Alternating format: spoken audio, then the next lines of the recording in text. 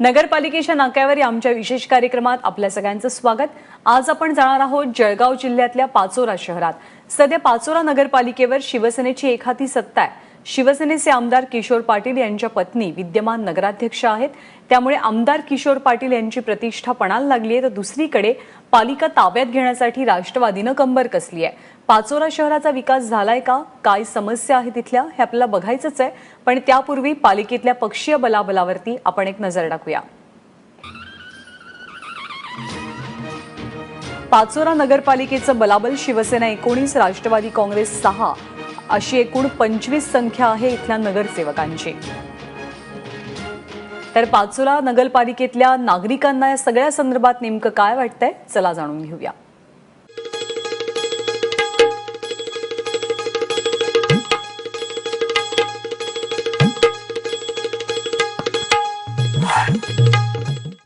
कधी काळी संपूर्ण देशाला डालडा तुपाची निर्यात करणारा आणि पुरवठा करणारा पाचोरा तालुका, कधी काळी या ठिकाणी काँग्रेस आणि राष्ट्रवादीचं प्राबल्य होतं आणि आता शिवसेना आणि भाजप या ठिकाणी रुजू पाहतीये। काय आहे या नगरपालिकेतल्या समस्या हे जाणून घेण्यासाठी नगरपालिकेचा नाका आज आलाय तो पाचोरा नगरपालिकेच्या नाक्यावर।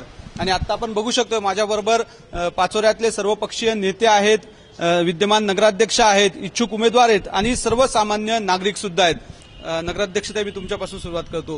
काय केलं आपल्या कार्यकाळात आपण आणि काय करायचं राहिले? विशेष असं की मी माझ्या सत्ता आली शिवसेनेची 5 वर्षात, या सत्तेच्या काळात बहुतेक मोठे मोठे विकास कामं मी केलेले आहेत। मग ह्या वास्तूत जी मुलाखत चालू आहे ती वास्तू आपल्या डोळ्यात देखत बघून राहिले तुम्ही की या वास्तूत कधी काळी पाय ठेवण्याची इच्छा होत नव्हती, अशी घाणेरडी अशी वास्तू होती।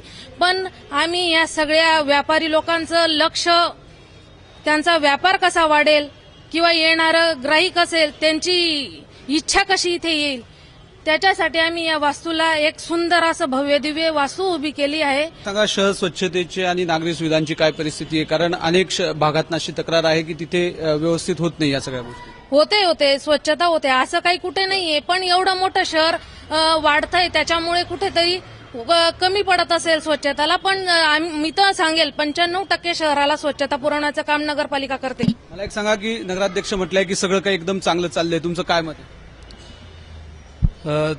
तसं काही नाहीये। आजही काही भाग असा आहे की ज्या मूलभूत सुविधा लोकांना पाहिजे त्याच्यापासून लोक वंचित आहेत। म्हणजे स्वच्छतेच्या बाबतीत असेल, पाणी तर लोकांनी अनुभवलेलं आहे। गेल्या वर्षी म्हणजे उन्हाळ्यामध्ये जवळजवळ 45 दिवस पाण्याचा पुरवठा झालेला नव्हता।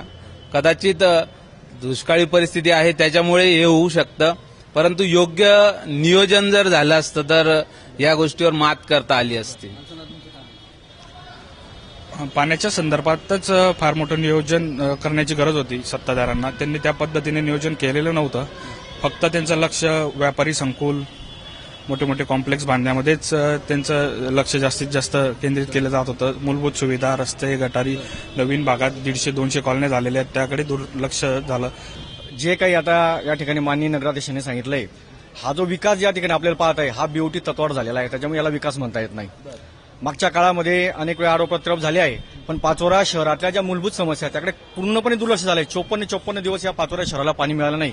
दुसऱ्या बाजूला नगरसेवकाच्या माध्यमातून जे टँकर पुरवठा झाला ते अशा पद्धतीने झाला की ज्या ठिकाणी विचारायचे की तुम्ही आमचे मतदार आहेत का तर तुम्हाला पाणी मिळेल, अशा पद्धतीने।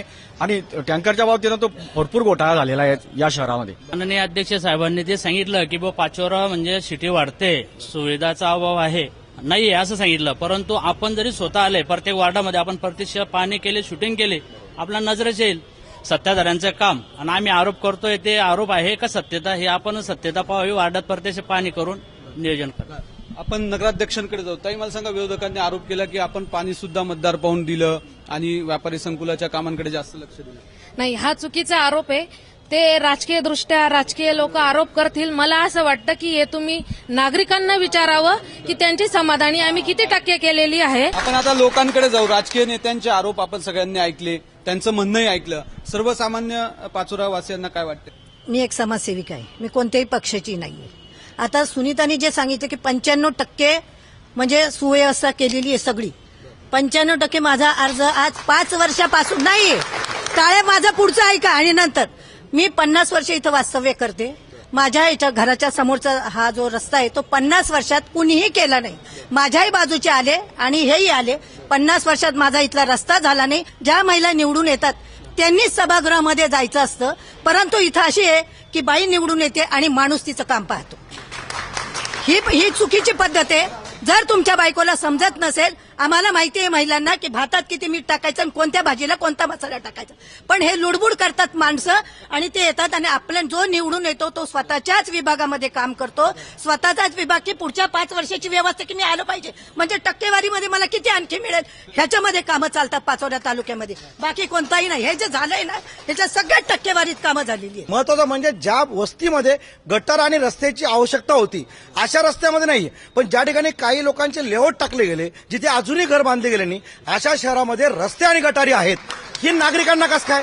नागरिक जो टॅक्स भरतो आहे तो कशाकरता भरतोय की त्याला सुविधा पाहिजे, आणि तीच जर मुळात सुविधा मिळत नसेल तर त्यासाठी त्यांनी एकतर्फी सत्तावधी हे बोलू शकत नाही. आणि उलट आमच्या शहरवासी भाग्यवान आहेत की प्रथम नागरिक पण त्यांच्या मिसेस आहेत आणि जे तालुक्याचे प्रथम नागरिक आहेत ते आमदार आहेत. म्हणजे आमचं शहर भाग्यवान की दोघं पती पत्नींना विकास करण्यासाठी खूप मोठा वाव होता आणि तो काही आम्हाला असं वाटतं की तो अजून भरून निघाला नाही.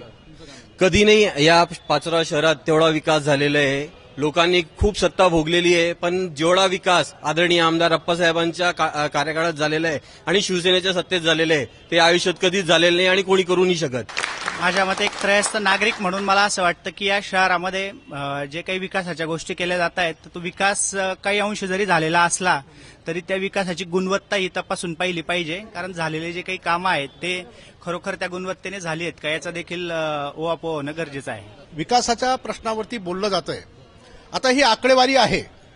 दिलीप भाऊंनी त्यांच्या काळामध्ये जो विकास केला त्याची आकडेवारी त्यांच्याजवळ उपलब्ध आहे आणि किशोरप्पांनी आणि त्यांच्या सुविद्य पत्नी ज्या नगराध्यक्ष आहेत त्यांनी काय विकास केला याची आकडेवारी लोकांसमोर आहे. सध्या ते खूप गाजतंय हे प्रकरण की आमच्या काळात हा विकास झाला, आमच्या काळात हा विकास झाला. विकास होऊन सुद्धा, विकास करून सुद्धा जर मतदारांचं प्रबोधन या शहरामध्ये आपण करणार नसू तर नगरपालिकेमध्ये सक्षम अशा प्रकारचे उमेदवार आपली उमेदवारी सिद्ध करू शकणार नाहीत. ही फार महत्वाची बाब आहे. त्याकडे मला असं वाटतं की आपण दुर्लक्ष करतो आहोत. मी या चर्चेच्या शेवटाकडे येण्याच्या आधी जे भावी 2 इच्छुक उमेदवार आहे प्रातिनिधिक स्वरूपात त्यांच्याकडे घेणार आहे. तुम्ही मतं ऐकतायत सगळ्यांनी मांडलेली, तुमचा काय अजेंडा असेल जर इलेक्शनला? आता मागील 5 वर्षात जे आमच्या शिवसेनेच्या सत्तेत जे कामं झाले आहे ते कामं बघून पाचोऱ्यातली जनता आम्हाला न्याय देणार आहे व ती जनता आम्हाला दाखवून देणार आहे. पाचोरा शहरात कोणता मागच्या 5 वर्षात कुठलाच विकास झाला नाही. फक्त शॉपिंग सेंटर बांधलं म्हणजे काही विकास नसतो. आजही कालन्यामध्ये स्लम एरियामध्ये इतक्या मोठ्या असुविधा आहेत. स्वच्छतेच्या सुविधा, पाणी पुरवठ्याच्या सुविधा, अशा कित्येक सुविधा आहेत की त्या मिळालेल्या नाहीयेत. बघू शकतोय की पाचोऱ्याच्या लोकांनी आपली मतं मांडलेली आहे, राजकीय नेत्यांनी मांडली. याच्यापूर्वी राष्ट्रवादीच्या राजकीय घराण्याला पाचोराकरांनी पूर्ण सत्ता दिली आणि यावेळेस शिवसेनेच्या आमदार आणि त्यांच्या सुविद्य पत्नी ज्या आहेत त्या नगराध्यक्ष आहे. परंतु येणाऱ्या काळामध्ये ही जागा राखीव झालेली आहे. त्याच्यामुळे हे जे उमेदवार आहेत यांना लोकांच्या अपेक्षा पूर्ण करण्याचं एक फार मोठं आव्हान त्यांच्यासमोर असणार आहे. हे आव्हान ते पेलतात का आणि लोक सुद्धा त्यांच्याकडे कुठल्या अजेंड्यानुसार मतदान करता हे पाहणं औत्सुक्याचं ठरेल. कॅमेरामन किरण कडारेसह सागर वैद्य, एबीपी माझा, पाचोरा.